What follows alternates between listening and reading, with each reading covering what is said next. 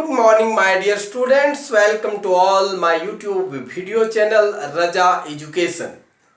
Dear students, I hope you all are fine and doing well at home. My dear students, today I will discuss some important theorem in chapter 6, exercise 6.2 based on NCERT book for class 10.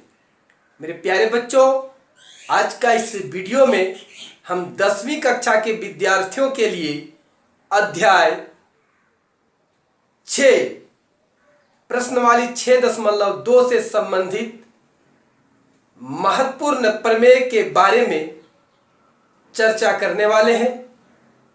इसलिए इस video में अंत तक बने रहिएगा। Video अगर आपको बहुत ज़्यादा पसंद आ जाए तो लाइक जरूर कर दीजिएगा और मेरा YouTube चैनल को अगर सब्सक्राइब नहीं किए हैं तो सब्सक्राइब जरूर कर लीजिएगा और साथ में बेल आइकन की घंटी भी दबा दीजिएगा ताकि आपको इस प्रकार का वीडियो का नोटिफिकेशन समय समय पर मिलता रहे और उसका फ़ायदा उठा करके आप अपने आने वाले परीक्षाओं में गणित विषय में अच्छे अंक हासिल कर सकें।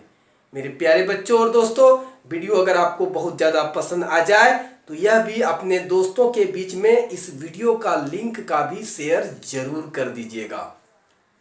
तो मेरे प्यारे बच्चों, बिना किसी देरी का चलते हैं उस महत्वपूर्ण प्रमेय के बारे में जानकारी प्राप्त करने के लिए जो आज का इस वीडियो में बात करना है, अध्याय 6.2 से संबंधित। तो मेरे प्यारे बच्चों, ब्लैक बोर्ड पर आपको प्रमेय दिख रहा होगा, लेकिन सबसे पहले इस प्रमेय, ये दूसरा प्रमेय है। इससे पहले हम पहला वीडियो में आप लोगों को पहला प्रमेय बतलाया था। उसमें क्या कहा गया था? उसमें यह था कि यदि किसी त्रिभुज में एक भुजा के समानांतर शेष दो भुजाओं को अलग अलग बिंदुओं पर प्रतिच्छेद करके जाने वाला एक रेखा खींचा जाए तो वो दोनों समान भुजाएं समान अनुपात में विभाजित हो जाती है। इस प्रमेय का नाम हम लोगों ने प्रमेय 6.1 जो था उसे हम लोग थेल्स प्रमेय भी कहते हैं, आधारभूत आनुपातिकता प्रमेय भी कहते हैं, समानुपातिकता प्रमेय भी कहते हैं। तो ये जो प्रमेय होगा 6.2 जस्ट उसका उल्टा है। इसमें क्या है कि आपको एक ऐसा त्रिभुज दिया गया है जिसमें एक रेखा खींचा गया है जिसमें दो भुजाओं को समान अनुपात में विभाजित करता है। तो उस रेखा को बाकी जो एक त्रिभुज का जो एक भुजा बच जाता है, तीसरी भुजा, उस भुजा के समानांतर हमें सिद्ध करना है। तो स्टेटमेंट से ये पता चल जा रहा है कि प्रमेय 6.1 यानी प्रमेय 6.2 प्रमेय 6.1 का उल्टा है, रिवर्स है, कन्वर्स है, तो विलोम है, हम एक तरह से कह सकते हैं। यानी हम कह सकते हैं कि प्रमेय 6.2 थेल्स प्रमेय का विलोम है, थेल्स प्रमेय का उल्टा है। तो हम लोग इसका नाम भी रखे हैं वही कि इसको जो हम लोग कहेंगे प्रमेय 6.2 थेल्स प्रमेय का विलोम के नाम से भी हम लोग इसको जान सकते हैं। इसमें है क्या? यदि एक रेखा किसी त्रिभुज की दो भुजाओं को एक ही अनुपात में विभाजित करे, यानी जिस अनुपात में पहली भुजा को उस रेखा ने विभाजित किया है दूसरा को भी उसी अनुपात में विभाजित करे, तो वह तीसरी भुजा के समांतर होती है। तो वह तीसरी भुजा के समांतर होती है। आप चित्र से इसको समझिए, आप चित्र से इसको समझ लीजिए बढ़िया से। तो देखिए, हमारा ये त्रिभुज है, ये हमारा त्रिभुज हो गया। यहां पर ये त्रिभुज हमारा ए, बी और सी दिया हुआ है और एक रेखा हमारा ये डी और ई, डी और ई, ये है। देखिए कह क्या रहा है, यदि एक रेखा, ये एक रेखा है, ये डी ई एक रेखा है, किसी त्रिभुज की दो भुजाओं, ये पहली भुजा को जिस अनुपात में विभाजित करता है, एक दूसरी भुजा को उसी अनुपात में विभाजित कर रहा है, तो हमको सिद्ध करना है कि ये रेखा जो डीई है बीसी के समांतर है। तो मेरे प्यारे बच्चों, हम पहला ही वीडियो में ये आप लोगों से बताया था, आप लोगों को ये कहा था कि किसी भी प्रमेय को सिद्ध करने के लिए सबसे पहला मेरा टारगेट होता है, या आपका भी यही टारगेट होना चाहिए, कि हमारा दिया क्या गया है इस प्रमेय में, उसको पहले लिखेंगे। प्रमाण में जिसको दिया गया है जो चीज, प्रमाण में हम उसी चीज को लिखेंगे। तो यहां लिखते हैं, दिया हुआ है कि त्रिभुज ए बी सी, यहां पर माना लिख देना है, क्या कि ए बी सी यहां जिक्र नहीं है, इसको हम लोग माने हैं, डी ई एफ भी ले सकते हैं। ए बी सी एक ऐसा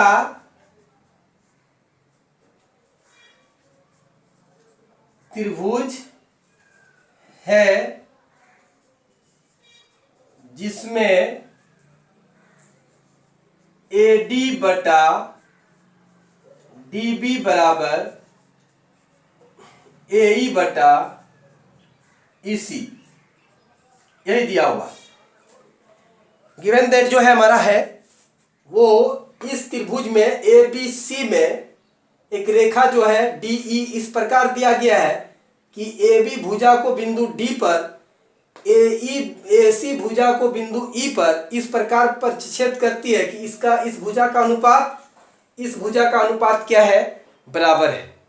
तो मेरे प्यारे बच्चों, हमको अब करना क्या है, वो पहला तो जो दिया हुआ था वो हमने लिखा, अब हमको करना क्या है, तो हमें सिद्ध करना है, तो हमें सिद्ध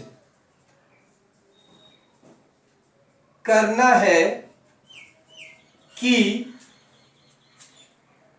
डीई समांतर बीसी होगा। ये काम हमको करना है, यही हमको प्रूफ करना है। और इसे प्रूफ करने के लिए झारखंड बोर्ड परीक्षा में हम लोगों को 6 अंक मिलता था। ये परीक्षा के दृष्टि से बहुत कम महत्वपूर्ण है, लेकिन इससे ऑब्जेक्टिव प्रश्न बन सकता है, शॉर्ट क्वेश्चन बन सकता है। तो मेरे प्यारे बच्चों, ये सिद्ध करना था। अब जो हमारा दिया हुआ है वही पर्याप्त है क्या? अगर नहीं है तो जो हम एक्स्ट्रा कार्य इस फिगर में करेंगे उसको यहाँ पर हम लोग क्या करते हैं, रचना लिखते हैं। जो पहला वीडियो में हम बतलाए थे आप लोगों को, पहला ही इसका चैप्टर का पहला वीडियो, अध्याय 6 चैप्टर का पहला वीडियो में पहला थ्योरम का जो हम प्रमेय के बारे में बात किए थे, अध्याय 6.2 से संबंधित, तो उसमें ये बतलाए थे कि जो हमको पहले दिया हुआ है हम लोग पहले उसको लिखेंगे। दूसरा काम मेरा टारगेट रहेगा कि क्या करना है वो लिखेंगे, और जितना दिया हुआ है उतना पर्याप्त है कि नहीं उसे सिद्ध करने के लिए सैद्धांतिक तरीका से। तो अगर यदि हमको उतना में नहीं होता है तो हम क्या करेंगे, कुछ एक्स्ट्रा वर्क उसी बीच में करते हैं जिसको हम लोग रचना कहते हैं। तो रचना में सबसे पहले हम मान लेते हैं कुछ थोड़ी देर के लिए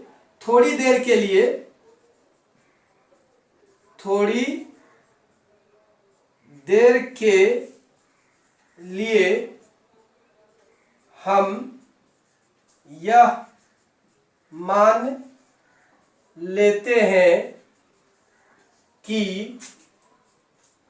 डीई समांतर नहीं है। अच्छा, इसको ऐसे लिख देते हैं, डीई समांतर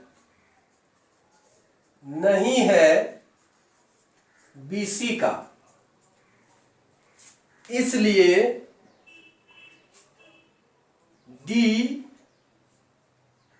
ई डैश बीसी के समांतर एक रेखा खींचा रचना में। थोड़ी देर के लिए हम ये मान लेते हैं कि ये जो बिंदु है, ये जो DE है और ये समांतर नहीं है सॉरी। तो हम यहां से एक बिंदु ऐसा ले सकते हैं, यहां से एक रेखा को हम ऐसा खींच सकते हैं, एक रेखा को इस प्रकार हम ड्रॉ कर सकते हैं जो हमारा इसके समांतर हो जाए, BC के समांतर। तो मान लेते हैं कि वह रेखा हमारा DE डैश है। तो हमने इसी को रचना किया।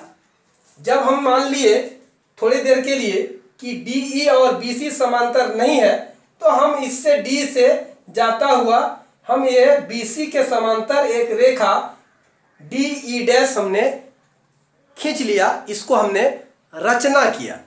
इसको क्या किया? रचना किया। आपको और एक बात बतला देता हूं कि हमको थेल्स प्रमेय का विलोम का सिद्ध करना है और आगे जाके पाइथागोरस प्रमेय का विलोम भी सिद्ध करना है। तो जिस प्रमेय का विलोम हम सिद्ध करेंगे उस प्रमेय का हमको उसको सिद्ध करने में जरूरत पड़ेगा। तो यहां पर भी जरूरत पड़ेगा। जैसे अब हमारा जो यहां पर देख रहे हैं, अब त्रिभुज ABC में हमारा क्या है कि DE डैश समांतर BC। कहां से? तो हमने इसका रचना किया है, रचना से। ये कहां से मिला?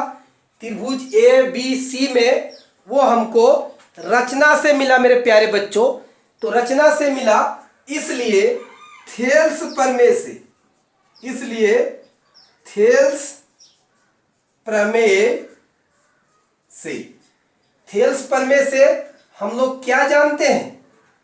थेल्स प्रमेय से हम लोग जानते हैं मेरे प्यारे बच्चों कि अगर किसी त्रिभुज के एक भुजा के समानांतर एक रेखाखंड ऐसा खींचा जाए कि दो शेष भुजाओं को अलग अलग बिंदुओं पर प्रतिच्छेद करती है, तो वे समान अनुपात में विभाजित हो जाती है, यानी उनका अनुपात भी समान होगा।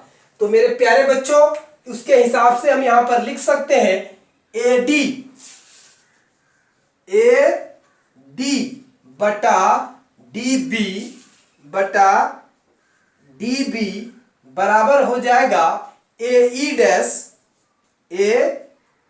डैश यहां से यहां तक और E डैश C बटा E डैश C। ये हमारा समीकरण 2 हो गया। ये हमारा समीकरण 2 हो गया।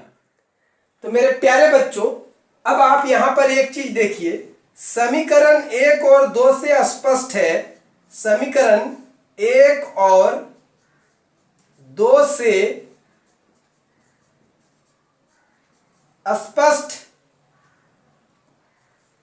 स्पष्ट है कि क्या स्पष्ट हो रहा है? तो समीकरण 1 के बाईं ओर देखिए और समीकरण 2 के बाईं ओर देखिए, जो हमने जिसको गोल घेरा लगा दिया है वो दोनों क्या है? बराबर है। तो इसका दाहिनी ओर का अनुपात भी क्या होगा मेरे प्यारे बच्चों? बराबर होगा। क्या होगा? बराबर। यानी इसको AE डैश बटा E डैश C हम लोग लिख सकते हैं। मेरे प्यारे बच्चों, आगे सिद्ध करने के लिए हम क्या करेंगे? आगे देखिए, इसको हम लोग AE प्लस EC, इधर भी एक जोड़ दिया और फिर इधर E डैश बटा E डैश C, यहां भी एक जोड़ दिया। दोनों तरफ एक जोड़ने पर, दोनों तरफ एक हम क्या किए? जोड़ दिए मेरे प्यारे बच्चों, दोनों तरफ 1 जोड़ने पर। अब इसके नीचे भी 1, इसके नीचे भी 1 है, एलसीएम ले लीजिए, लॉस हो लीजिएगा मेरे प्यारे बच्चों, तो नीचे EC हो जाएगा, नीचे EC हो गया। यहां AE है, AE रहने दीजिए, प्लस का चिन्ह, यहां 1 है तो 1 से भाग देंगे तो यहां भी क्या हो जाएगा? EC हो जाएगा, बराबर। इधर क्या होगा? तो नीचे हम एलसीएम लेंगे तो हमारा क्या होगा? ई डैश सी नीचे रह गया, ऊपर में ए ई डैश हो गया, प्लस यहाँ लॉस हो लेंगे तो यहां पर क्या हो जाएगा, ई डैश सी हो जाएगा। दिस इंप्लाई दैट, मेरे प्यारे बच्चों ऊपर वाला देखिए, ए ई प्लस ई सी, ए सी के संपाती हो जाएंगे, इसलिए ये दोनों का जोड़ हमारा ए सी के बराबर हो जाएगा। और ये नीचे क्या है मेरे प्यारे बच्चों, नीचे ई सी है। दूसरा वाला में देखिए, दूसरा वाला में ए ई डैश, ए ई डैश जोड़ ई डैश सी जोड़ ई डैश सी, ये भी संपाती हो जाएगा ए सी का। तो मेरे प्यारे बच्चों ये भी हमारा क्या हो जाएगा, ए सी हो जाएगा, और नीचे हमारा ई डैश सी हो गया। अब आप देखिए ये समीकरण, इसको कर दीजिए 3। समीकरण 3 से क्या स्पष्ट हो रहा है उसको हम आपको बतला रहे हैं। देखिए समीकरण 3 से हमको क्या मिल रहा है उसके बारे में आप देख सकते हैं। समीकरण 3 से ये स्पष्ट हो रहा है, समीकरण 3 से ये स्पष्ट हो रहा है कि अंश एक ही है। देखिए अब समीकरण 3 से स्पष्ट है कि दोनों का अंश, दोनों का अंश समान है, समान है, इसलिए इसका हर भी बराबर होगा। अतः हर भी बराबर होगा, अतः हमारा क्या हो जाएगा, हर में ई सी बराबर ई डैश सी। तो अतः इसका मतलब क्या हुआ कि ई सी और ई डैश सी क्या हो गया, बराबर हो गया। तो ये कब संभव होगा, ई और सी और ई डैश सी कब संभव होगा बराबर, यानी ई और ई डैश दोनों संपाती हो जाएंगे, दोनों एक ही बिंदु होंगे। लेकिन ई जो है वो ऊपर नहीं जाएगा, बल्कि ई डैश को जो हम अलग जगह माने थे थोड़ी देर के लिए वो गलत था, बल्कि वो ई पर ही होगा। तो यह तभी संभव होगा, यह तभी संभव होगा जब बिंदु ई तथा ई डैश एक ही हो, यानी संपाती हो। एक ही हो मतलब संपाती हो। तो जब संपाती हो गया इसका मतलब ये हो गया, इसलिए त्रिभुज ए बी सी में अब हमारा क्या हो जाएगा कि ये डी ई डैश या डी ई समांतर होगा बीसी का। इसी को हम लोगों को सिद्ध करना है, यानी डी ई डैश को समांतर हम रचना किए थे बीसी का, तो हमने देखा कि डी ई डैश और डी ई क्या है, दोनों बराबर है। यहां से इस जगह से देखिए ये दोनों क्या होगा, दोनों बराबर हो जाएगा। तो जब दोनों एक ही बिंदु हो गया, ई डैश यहां आ गया, जब बराबर हो गया तो इसका मतलब ये जो डी ई डैश और डी ई हमारा क्या होगा, बराबर हो जाएगा। इसका मतलब जब खींच के हम इसको यहां ले आए तो डी ई डैश अब तो यही आ गया ना, तो डी ई और डी ई डैश क्या होगा, बराबर हो जाएगा। या एक लाइन हम लोग नीचे लिख सकते हैं, संपाती होंगे। तो इसलिए जगह नहीं मिल रहा है, यहीं पर लिख देते हैं, इसलिए हमारा डी ई डैश बराबर होगा डी ई, ये भी हम लिख सकते हैं। डी ई डैश बराबर हो जाएगा हमारा DE। तो इसका मतलब DE बोलिए या DE डैश बोलिए, दोनों एक ही हो गया। तो हमने DE डैश समांतर खींचा था BC का, इसलिए DE भी समांतर होगा BC का, जिसे हम लोग इस प्रमेय में हम लोगों को सिद्ध करना था। तो मेरे प्यारे बच्चों और दोस्तों, मुझे उम्मीद ही नहीं बल्कि पूरा विश्वास है आपको यह प्रमेय जो थेल्स प्रमेय का विलोम था वह भली भांति समझ में आ गया होगा। इसका सैद्धांतिक प्रमाण आप अच्छी तरह से साफ साफ अपने कॉपी में उतार लिए होंगे और आप इसे परीक्षाओं में लिख सकते हैं।